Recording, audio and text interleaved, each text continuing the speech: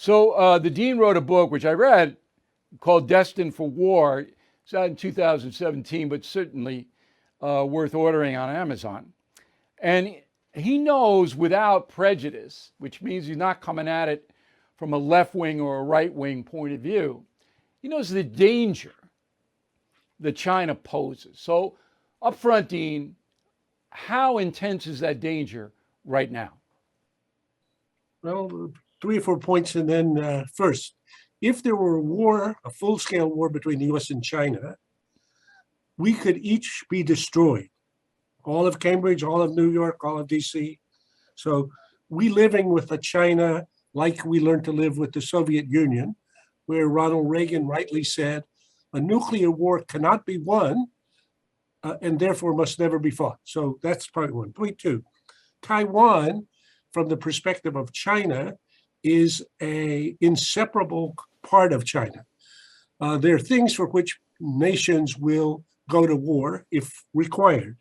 When the South tried to declare independence from the US, the country, Washington, went to war with the southern states. China believes Taiwan is an integral part of China.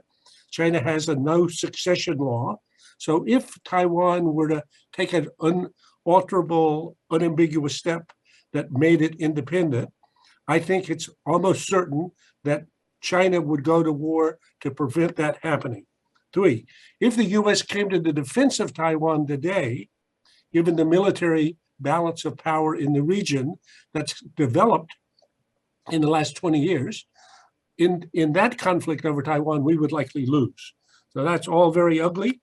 The good news is that China still remains committed to the peaceful reunification, they call it, and they have a lot of other things on their agenda. So I don't think it's likely that China moves out of the blue to take military action against Taiwan anytime soon.